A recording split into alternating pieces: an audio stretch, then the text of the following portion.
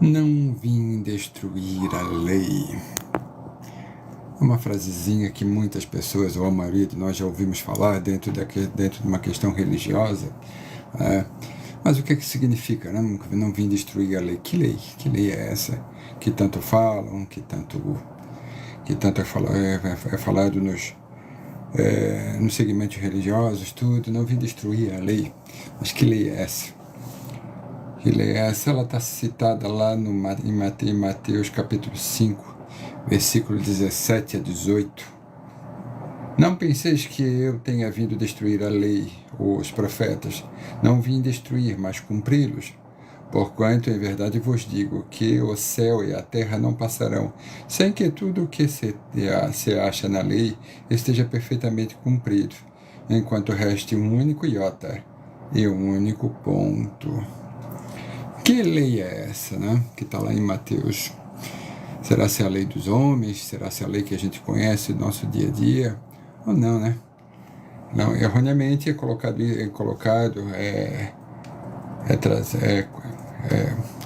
para no nosso cotidiano como sendo uma lei que todo mundo deve seguir, uma lei dos homens, e essa lei que todo mundo seguir, a gente sempre coloca como sendo lei dos homens. Isso tem a ver com a nossa educação, com a nossa perspectiva enquanto religiosa, que está muito defasada, de uma certa forma, né? Porque quando se pensa em religião hoje em dia, a gente pensa muito em uma instituição religiosa, e a religião tem que vir de uma instituição. A religião deve ter certas normas, a religião deve ter certas coisas, como por exemplo, padres, tem que ter uma certa hierarquia, e não é bem isso, tá? Não chega nem perto disso. Embora muitos acreditem ou achem que seja dessa forma, qualquer pessoa pode ser religiosa, e nem pelo fato de ser religiosa, ela precisa estar dentro do segmento religioso. Só basta ela cumprir os seus ritos, ou seja, a pessoa ser sagrada nos seus ritos sociais.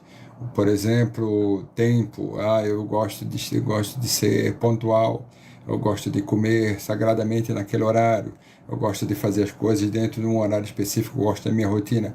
E basicamente isso é uma pessoa religiosa que, religiosamente, ela é muito certa no seu dia a dia ou nas suas rotinas. Então, basicamente, não tem a ver muito com religioso. Uma pessoa religiosa não precisa estar dentro do segmento religioso. Tem a ver com o seu comportamento, com os seus ritos em si, né? Que lembre do seu passado e quem ela é. Mas que lei é essa que Jesus está se referindo? Que lei é essa? Lei mosaica, né? Lei mosaica, Moisés, as duas partes. Na lei mosaica há duas partes distintas: a lei de Deus promulgada no Monte Sinai e a lei civil disciplinar, decretada por Moisés. Uma é invariável, a outra apropriada aos costumes e ao caráter do povo, que se modifica com o tempo. São duas leis. Os 10 mandamentos, que é o ético em si, é para todo o tempo, para todas as pessoas. Você consegue empregar hoje em dia sem problema nenhum. Ou seja, ela é invariável, ela não tem modificações. Mas quando tu pensa em questões dos homens, ou seja, a lei do homem, ela é modificada com o tempo. Mas o que a gente pensa literalmente, no que a gente se agarra quando se fala em lei mosaica? O que é?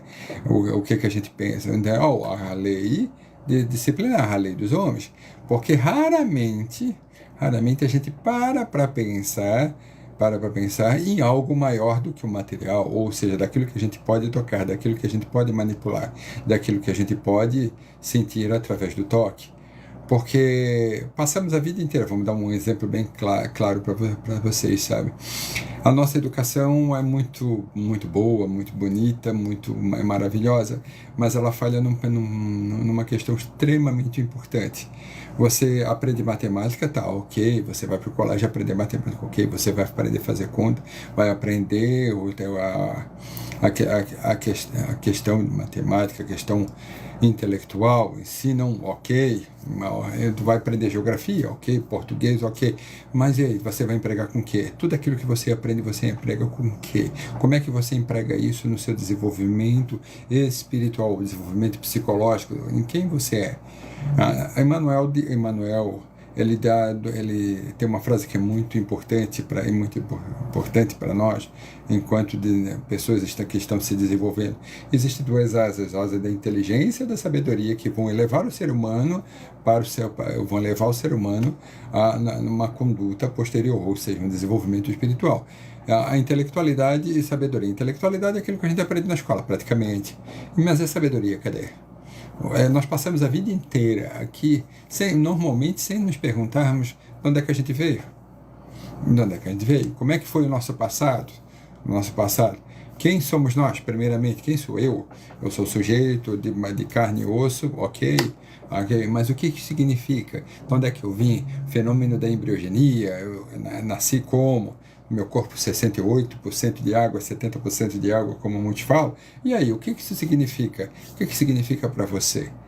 Sabe, a sabedoria tem que ver com aquilo que eu adquiri de conhecimento ou de informação, de aprendizagem, com a minha intelectualidade ao longo do tempo, e como é que eu emprego isso? Nós, como já falei algumas vezes aqui, a gente já cria foguetes, manda para o espaço, temos uma rede enorme lá em cima de comunicação, que consegue comunicar, a gente consegue comunicar na Terra, vários satélites e tudo, mas temos uma dificuldade imensa de agradecer, de dar um abraço no outro, de perceber, se colocar no lugar do outro, de ter um pouco de empatia, de ter um pouco de simpatia, de se colocar, de ter uma energia, de se sintonizar com o outro, de olhar através do olhar do outro. Será por que ele fez aquilo? Quais são as razões? O que ele está vivendo? Se preocupar um pouco com o outro. Isso é muito difícil porque nós aprendemos muito com o intelectual, ou seja, basicamente a nossa vida é baseada no material. Então, lá desde Moisés, isso já é bem mais antigo, mas vamos falar um pouquinho de Moisés, tem muito a ver com isso, porque os 10 mandamentos, tá ok? É uma lei sagrada, universal, mas pouco o quê? Pouco vivenciada. Mas a lei dos homens, aquilo que te toca os sentidos daquela maneira mais brusca, mais materializada, você vai ir, não, eu vou por esse caminho, porque o outro vai te querer o quê? Vai exigir o quê? Reflexão. Mas vamos lá, vamos tocar. Lei mosaica dos fariseus.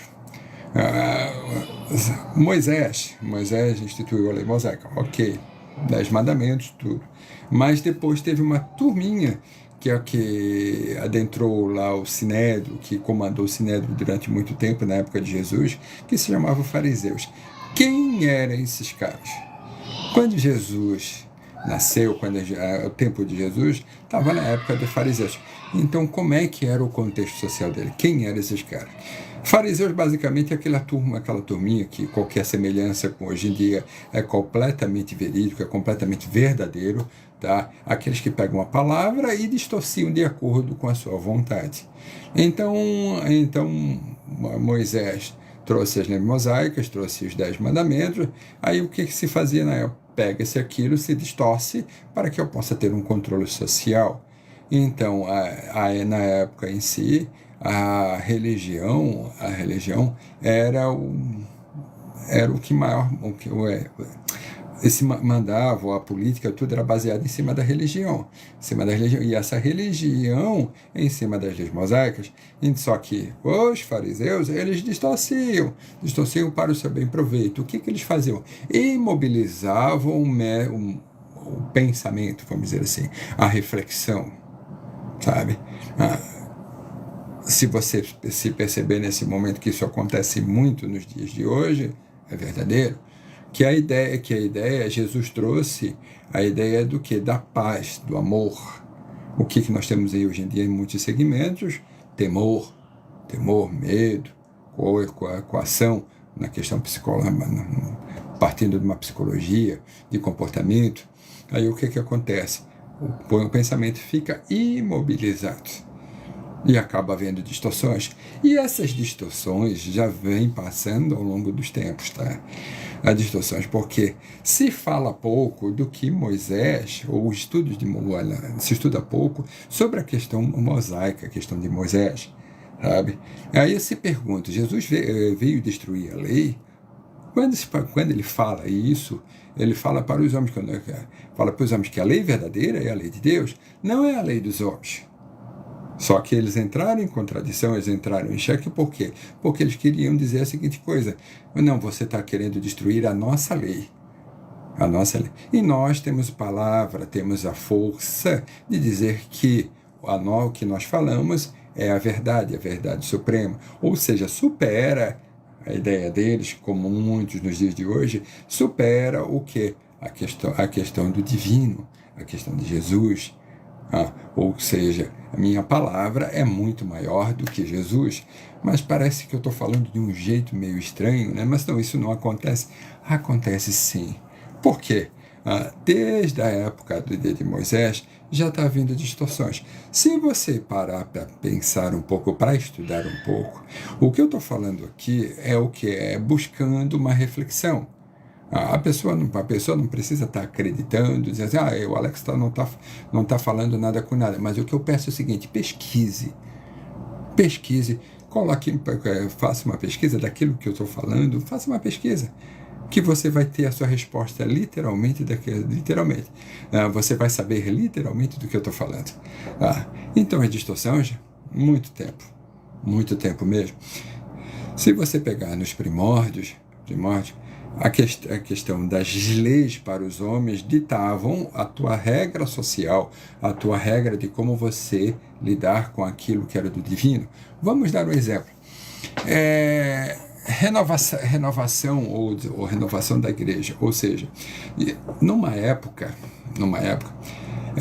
houve uma discussão muito grande que a linguagem que estava na Bíblia todas as pessoas deveriam ter acesso a ela, tá? Ou seja, traduzir traduzir a língua, o texto da Bíblia para uma língua vernácula, que todas as pessoas pudessem ter acesso. E isso foi uma reforma na igreja. Isso deu um problema tão grande.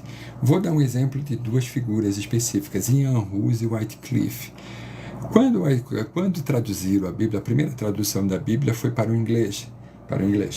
A igreja achou aquilo terrível, sabe? Wycliffe fugiu.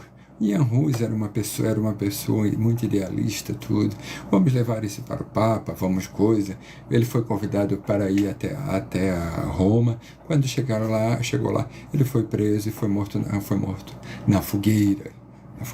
Ou seja, o acesso à informação sempre foi muito prejudicado pelo controle social, e esse controle social se dá hoje em dia, ou de muito tempo, através das distorções daquilo que a gente aprendeu. Então, volto a perguntar, Jesus veio destruir a lei? Não. Agora, o homem, ele precisa se reformular nas suas leis, que tudo aquilo que não está condizente com o desenvolvimento do ser humano, com o bem, ele vai ter que se reformular. Vamos dar um exemplo, em torno de 1500, eu não estou lembrado direito, tá? Existe a época que ele viveu, mas tem uma pessoa chamada Leonardo da Vinci, que ele tem um dos textos dele, está lá um código de ética, que ele bota lá vamos dar um exemplo, tá? Em um jantar que ele cozinhava, sabia cozinhar e cozinhar muito bem, ele disse a seguinte coisa: o senhor que chegar até aqui, ou seja, a pessoa de alto gabarito, coisa assim, que chegasse para jantar, por favor, não agredisse o seu escravo, a sua pessoa que trabalhava com ele, o seu vassalo, alguma assim, e não o matasse durante a refeição. E se o matasse, por favor, limpasse aquilo que fizer, que mais ou menos assim, tá? Agora tu pensa, naquela época de Leonardo da Vinci, eles matavam pessoas assim, assim, de uma hora para outra. A lei era determinada por aquele que tinha um poder aquisitivo muito grande. Se comparar hoje em dia, parem para pensar, aí fica com vocês. Mas, e hoje? E hoje mudou, nós desenvolvemos as nossas leis. Houve um desenvolvimento, é inegável. Então a lei dos homens, ela precisa o quê? Ela precisa se adequar, melhorar, se desenvolver. Então, quando você fala de Cristo, Cristo trouxe isso, Cristo trouxe moral, a moral, bem viver, a bondade, ou seja, trabalhar para o bem. Agora você pensa, Cristo vivendo numa época onde tinham os fariseus, onde os fariseus distorciam tudo da sua boa vontade, ou seja, eles falavam, mas cumprir aquilo que eles falavam, ou cumprir aquilo que eles viviam, era uma coisa muito difícil. Ou seja, faz o que eu mando, mas não faz o que eu faço, tá? Jesus não veio destruir a lei, isto é, a lei de Deus, veio cumpri-la, isto é, desenvolvê-la, dando-lhe o verdadeiro sentido e adaptá-la ao grau de adiantamento dos homens. Por isso é que se depara nessa lei o princípio dos deveres para com Deus e para com o próximo. O maior problema quando você fala em Jesus, quando você vai ler as Escrituras, quando você vai estudar um pouquinho sobre o Evangelho, o maior problema que tem é o quê? Deveres a cumprir. Você tem dever a cumprir. Jesus trouxe a moral cristã. E o que é moral cristã? É o bem? É o bem inalienável. Ou seja, não tem como você dizer que o bem para você o bem é desse jeito, o bem é daquele para o outro é daquele jeito, do outro jeito. Não, o bem é o bem. É fazer o bem, ou seja, esticar a sua mão para o outro, fazer o bem sem pedir nada em troca. Ajudar o máximo que você pode, sem pedir nada em troca. Sem ter expectativa alguma. Ou seja, fazer o bem sempre. Aí, mas o bem parece uma coisa muito abstrata. Bem é aquilo que une, mal é aquilo que afasta. Então, se une as pessoas se elas para se sentirem bem, para ter mais saúde, para ser alguém, para ser uma pessoa em desenvolvimento, para ter felicidade, isso é o bem. Mas daí a gente vai para conceitos, né? Conceitos que hoje em dia estão muito esvaziados. Mas a felicidade, para mim é de um jeito, felicidade para mim é do outro. Mas, felicidade não é você ter tudo, mas é você fazer o melhor com aquilo que você tem, transformar aquilo que você tem em algo melhor. Então isso é ser uma pessoa feliz. Isso é estar bem consigo mesmo.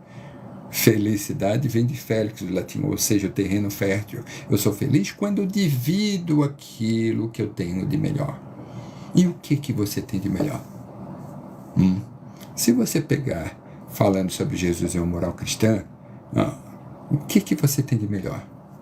Quais são as suas virtudes? Quais são as suas habilidades? Aquelas que você tem intrinsecamente com você mesmo. Que você consegue angariar recursos à sua volta para ser uma pessoa melhor. Então reflita, no Livro dos Espíritos diz a seguinte coisa: ele nos enseja o estudo. Que tipo de estudo, Alex? Estude aquilo que te toca os sentidos. Estudar aquilo que te toca os sentidos. Então estude aquilo quem você é. Dificuldades todo mundo tem. Dificuldades morais, nós não somos perfeitos. Estamos aqui em desenvolvimento. Estamos fadados ao desenvolvimento, quer queira, quer não queira. Pode até dizer, não é bem assim. Tranquilo. Isso é uma visão sua, bem? Não é bem assim. As pessoas não estão aqui fadadas a evoluir. Se você acha assim, tudo bem. Mas se você pensar na lei de causa e efeito, trazendo a física, trazendo ciência, filosofia e entendendo o significado de religião, como está no livro, na doutrina espírita, o tríplice aspecto, se você buscar pesquisar, fazer uma pesquisa séria, você vai entender que estamos fadados ao desenvolvimento. E desenvolvimento, aprendizagem, traz o que? Dor. Que dor é essa? Dor, sofrimento? Sofrimento, por quê? Porque você vai ter que sacrificar muito do seu orgulho. Seu orgulho, vaidade, vai ter que deixar de fazer muitas coisas que você gostaria de fazer, ou seja, para satisfazer muitas vezes o ego, satisfazer as suas necessidades, para esticar a mão para o outro. Porque o cristão, O cristianismo foi baseado em cima do quê? Em cima do sacrifício. E esse sacrifício que significa o sacro ofício, trabalhar bem, trabalhar para o bem do próximo. E o bem do próximo tem a ver com o meu bem também. O meu bem. Como é que eu vou fazer o bem se eu não exercito? Eu vou fazer em casa, fechado dentro de casa, e dizendo assim, bem para o outro, mas eu não vou exercitar o trabalho, não acontece. O trabalho é o exemplo do amor aqui. Se eu não trabalho, o que eu estou fazendo? Eu preciso trabalhar pelo ideal, ou seja, pelos meus objetivos enquanto ser vivente, sabe? Aí acaba, quando eu não faço isso, o que eu faço? Eu customizo tudo à minha volta. Então muito hoje em dia tem aquela customização, né? Aquela ideia de customizar Jesus. Jesus, como fala um filósofo brasileiro, ele diz que Jesus hoje em dia é o Buddy Cristo, né? Ou seja, um amigo Cristo, que ele me serve. Ele me serve. Ele só me serve. Dentro do meu jeito, do jeito que eu quero. Para mim, estar do lado dele não significa mudar de comportamento, não significa ser uma pessoa diferente. Não, ele vai dizer de acordo com o que eu quero. Então, eu me lembro de uma aluna uma vez que disse para mim, o meu Deus, o meu Jesus é assim. Eu olhei assim para ela, assim, nossa, do que ela está falando? Então, Jesus agora o que é? É meu, não é universal, é pessoal, é tudo meu. Então, sabe, entende isso? Ou seja, a ideia de customizar, fazer as coisas de acordo com a minha vontade, será ser tão diferente assim daquilo que os fariseus faziam? Será ser tão diferente do que aquilo que muita gente hoje em dia faz? Customizando? Vai lá, pega a Bíblia, fala ela, ou seja, fala ela o tempo inteiro, tem versículos na mente, fala ali de cabeça, tudo certinho, bota ela como escudo na frente. Eu sei, tá aí daí que você sabe, que você decorou. E o seu comportamento, como é que tá? Isso traz alguma coisa benéfica? É a mesma coisa que dizer assim, eu sou cristão, porque tá lá, amar o próximo como a si mesmo, tá aí daí. O que significa para ti? Se não significa nada, se você não coloca isso no teu dia a dia, para que serve? Para que serve isso? Sabe? A minha ideia, quanto pessoa, quanto espírita, é o quê? Trazer reflexão. A doutrina espírita é reflexão. Muitas vezes, pessoas dizem, não é bem assim. Não é assim, a doutrina espírita é reflexão. Mas para isso eu tenho que estudar. Mas o que há muito em todos os segmentos religiosos é o que é? Pessoas querendo customizar. Então, já vi isso no segmento espírita, muito pessoas customizando. Não, o espiritismo para mim é assim. Não é assim, não é? Tá bom, para ti é assim, mas que você vai ter que mudar para poder adentrar mais o conhecimento, vai. Por quê? Porque quando você se predispõe a trabalhar, vamos dar um exemplo, nós aqui, eu faço parte do Centro Espírita Caminho Feliz, nós nos propusemos de vez em quando fazer o quê? Marmitas para entregar para moradores de rua, moradores em situação de rua, perdão. Aí tu chega lá, o que tu vai fazer? Vai dar a marmita para a pessoa e vai dizer o que? Não, tu precisa mudar? Não, tu vai ser o que? Acolhedor. Tu precisa ser acolhedor com a pessoa, que a pessoa está sofrendo, tá na rua, não está sendo fácil. Tem gente que diz que é fácil, mas eu particularmente, isso não bate comigo, sabe? Você está na rua, você tem dificuldade. E essas dificuldades precisam ser o quê? Acalentadas. A ideia de um cristão é o quê? Buscar diminuir o sofrimento do outro. E como é que faz isso? Acolhimento. Acolha a pessoa. Em vez de criticar, acolha. Você não sabe o que a pessoa está passando, o que está passando na cabeça dela. Eu tenho uma amiga que diz a seguinte coisa, que a gente encontra muito por aí, pessoas que acabam se alcoolizadas, né? Mas ela pega e já diz para mim, para pensar na vida que essa pessoa tem. Muitas vezes o álcool para ela é o remédio para diminuir a dor. Aí eu parei e pensei, mas assim, e quantos de nós utilizamos outras coisas para diminuir a dor ou sensação de sofrimento? A qual adianta? Você vai na farmácia, vai lá, compra um psicotrópico, ou vai lá, bate um papo com um farmacêutico, que vende um remédio, e o que tu está fazendo? Está se drogando? Não passa pelo médico, e aí? Aí qual é a diferença de mim e daquele que está lá? Se não uma mera perspectiva, um ponto, sabe? Então isso é ter empatia, é se colocar no lugar do outro. E necessitamos, em vez de estar customizando tanto, necessitamos fazer o quê? Estudar um pouco mais sobre Jesus. A gente fala tanto, na nossa sociedade falamos tanto sobre Jesus, de ser cristão, tudo, mas ficamos lá no Velho Testamento, nas leis mosaicas civis, as leis civis mosaicas, que serviam para o quê? Para controle, para aquele povo que era um povo que com pouco conhecimento, que era mais violento, tudo, e precisava o quê? De umas leis mais rígidas. Aí hoje em dia as pessoas ainda vão lá e tentam controlar, usando o Velho Testamento que está lá, a Torá, sabe? A Torá dos judeus, que foi escrito em hebraico, que muitos que falam, que conhecem a Bíblia, que estão lá falando sobre o Velho Testamento, não sabem nem ler em hebraico, e dizem como sendo falando a verdade suprema. Então, cuidado com aquilo que você ouve. Reflita. Eu não estou dizendo aqui que alguém está certo ou está errado. Eu estou convidando ao que? A reflexão. Refletir é extremamente importante. Refletir para ter saúde, para usar a capacidade que nos diferencia dos outros seres vivos da Terra. Ou seja, somos seres humanos. O que nos diferencia? Senão a capacidade de fazer reflexão, estudar, assimilar conceitos. E aí? Quando eu não faço isso, o que acontece? Muita gente vai morrer, vai desencarnar. Aliás, todo mundo vai morrer e vai desencarnar, né? Mas poucas pessoas estão vivas.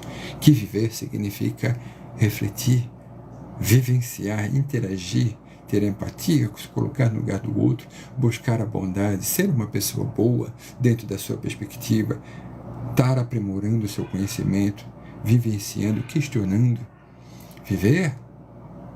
Muitas vezes eu converso com as pessoas que a gente conhece, eu conheço bastante gente, que acaba a gente entra em assuntos mais direcionados para o comportamento. Muitas vezes eu digo para a pessoa, viva, vai viver. Aproveite aquilo bem maior que você tem, que é o tempo. O tempo. Está com dificuldade? Vai lá, leia o Evangelho. Vai lá, estude sobre o Evangelho, que pouco se estuda. Volto a dizer, pouco se estuda. Porque quando você estuda o Evangelho, quando você busca entender um pouco do Evangelho, significa o quê?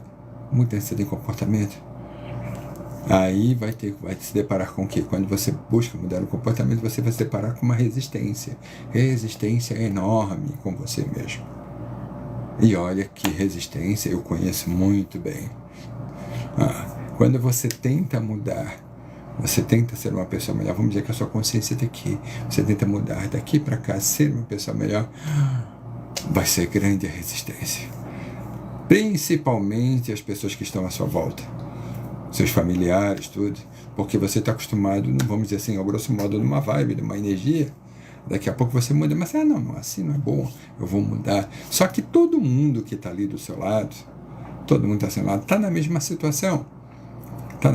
E aí? Quem é que vai ter problemas? É você, porque você vai estar numa situação diferente. Vamos dar um exemplo para isso? Pense, todo mundo numa sala de aula, né? Uma gurizada lá no ensino médio, ou nos adolescentes, todo mundo lá. Daqui a pouco o professor de matemática chega lá e diz assim, olha, vamos fechar todos os livros, vamos guardar tudo, tire uma folha, um lápis, que nós vamos fazer uma prova. Aí o professor aplica a prova, naquele momento que muitos de nós já passamos aterrorizante, todo mundo a maioria tira nota baixa. Só que teve uma pessoa só que tirou nota boa. De quem é a culpa? É da pessoa que tirou nota boa. Porque se todo mundo tivesse no mesmo nível, no mesmo problema, a culpa seria de quem? Do professor? Reflita sobre isso, sabe? Reflita. Todo mundo tem potencial enorme para poder mudar. Todo mundo tem um potencial enorme para poder viver melhor. Então viva. É uma questão de escolha. Então escolha. Escolha bem. Viva bem. A dificuldade de falar do amor nos dias de hoje, nossa, é enorme. Porque quando a gente fala em amor, não é um amor, não é, o que vem normalmente da nossa educação é o amor sexual, é o amor do homem, da mulher, ou do amor de parceiros, de parceiros em si, mas não se pensa muito no amor ágape, né? Ou seja, eu me sacrifico para ver o outro melhor. A minha felicidade, eu sou feliz por ver o outro feliz, por ver o outro estar bem. Esse é o amor ágape, o amor que Jesus nos trouxe. Mas normalmente o nosso amor é delineado pelo desejo. Eu desejo aquilo que eu não tenho. Sempre quero alguma coisa diferente. Aí o amor normalmente é baseado nisso. Eu amo o que eu não tenho. Então a grama do vizinho sempre vai ser melhor do que a nossa. Porque estamos sempre regando ela. Então quando você traz um amor, ame o outro, faça o bem sem olhar a quem, dá um problema. Dá um problema. Porque quando você pega, por exemplo, o evangelho pega um daqueles evangelhos de São Tomé, por exemplo, aqueles evangelhos do Mar Morto, aqueles evangelhos que foram achados em 1947, lá na região do Oriente Médio, que passou por muitas mãos até há pouco tempo. Há pouco tempo conseguiram juntar a maior parte deles e começaram a estudar, ou seja, estudaram, mas estão estudando bem a fundo, né? É uma das provas, é uma prova literal de Jesus vivente, uma prova. E essa prova fala um pouco mais de Jesus. E nesse evangelho, eu sempre esqueço o nome dele que eu falei ainda há pouco, então, nesse evangelho diz a seguinte coisa: onde um ou dois estiverem reunidos no meu nome, lá eu estarei. Onde estiver uma pedra, lá eu estarei. Ou seja, no evangelho diz a seguinte coisa, que eu não preciso ter segmentos, construções, templos, nada disso para adorar a Deus. Eu posso adorar do fundo do meu coração, porque eu sou um templo. Isso dá um problema enorme. Dá um problema enorme. Quando eu vou lá, amo o outro, faço bem para o outro, esse é o trabalho de Jesus. Isso é que Jesus trouxe para nós. Então, isso o que é? Isso é fazer o bem. Você não precisa, se você for estudar mais a fundo, você não precisa de construções enormes. Porque Jesus não vai estar olhando o tamanho da construção. Se estiver olhando alguma coisa que vai estar olhando, é o seu comportamento, é o seu coração. É o seu coração. E o seu coração se dá através daquilo que você é, aquilo que você exerce todo dia. Então pense nisso. Pense em diminuir as desculpas e começar a exercitar. Exercite o amor. Ok, nós somos materiais, tem um amor sensual? Tem, claro que tem.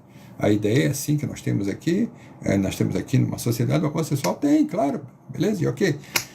Mas tem também o amor ágape, que quando a gente fala em Jesus, esse é o amor. Não é um amor sensual. Então que a gente possa exercitá-lo mais. Através do quê? Do bem. Faça o bem de acordo com a sua especificidade, da sua possibilidade. Não precisa ter uma construção enorme para isso. Faça o seu melhor. E esse seu melhor, você buscando o seu melhor, está errando. Ok, se você identificou o equívoco, parabéns. Parabéns. Você está se tornando uma pessoa melhor.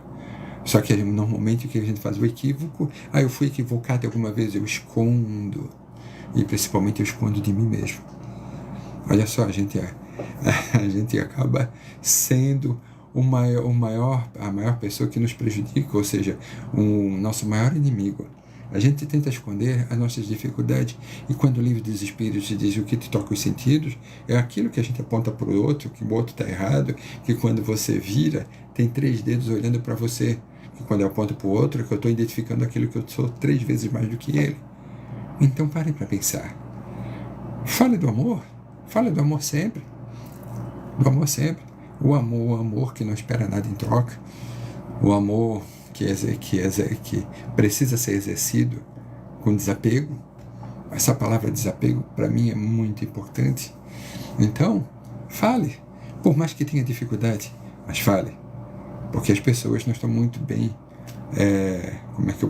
como a gente pode dizer, não estão aceitando muito bem hoje o amor, sabe? Porque esse conceito já está defasado. Para o nosso conhecimento nos dias de hoje, a nossa educação não foi muito baseada em amor, não é muito baseada em amor.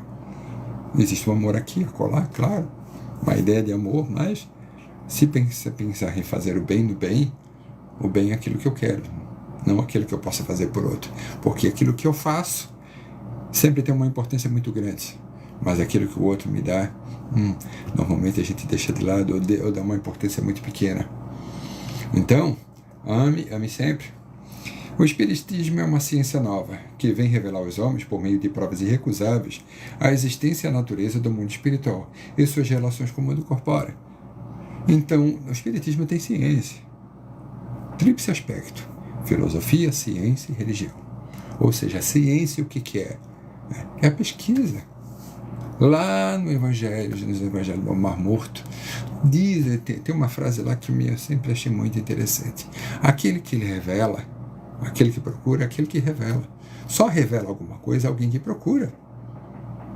Se ele não procura, o que ele vai estar falando? Se não uma ideia, uma falácia, uma mentira, ou falando coisas que não são verdadeiras. Então pare para pensar. Quando você fala em espiritismo, tem ciência. Pesquisa. Não é assim? Pesquise para ver. Espiritismo é ciência, filosofia e religião. Religião, religar, né? O imanente com o imanente. O espiritual com a matéria, ou seja, que nós possamos ter uma ideia clara que existe alguma coisa muito mais além do que nós mesmos. Da ideia que o homem, o antropocentrismo, colocar o homem no meio de tudo, ou seja, ele é Deus? Não é. Não é. Acima dele tem uma força superior. Essa força superior que nós espíritas chamamos de Deus, que Jesus veio até aqui trazer o que? Essa informação. E essa informação que está contida no Evangelho. Leis morais, parte 3 do Livro dos Espíritos. Está lá. São 10 partes. 10 partes comparada com Moisés. Moisés, quando ele vai para o Monte Sinai e traz lá as leis de Deus para com o homem. Então, pare para pensar. Ciência da pesquisa e filosofia. Questione sempre. Não é porque uma pessoa tenha curso, seja mestre, doutorado, que dá uma percepção que ele sabe tudo. Jamais, ninguém sabe tudo. Todo mundo aqui está aprendendo. Até o mais santo dos santos pecava 7 vezes ao dia. Está lá, Bíblia. E eu conheço muito pouco da Bíblia, muito pouco mesmo. Estou aprendendo, estudando. Então pare, filosofe, pergunte. Não se perca no labirinto naquilo que você não vai ter resposta. Procure, filosofe sobre quem você é. Estude as suas imperfeições. Estudando essas imperfeições vai abrir uma quantidade imensa de informações, podendo gerar uma sabedoria imensa para você. Então viva, seja feliz. Jesus nos proporcionou o Evangelho. Estude o Evangelho. Faça o bem sempre. Uma boa noite a todos. Fique com Deus.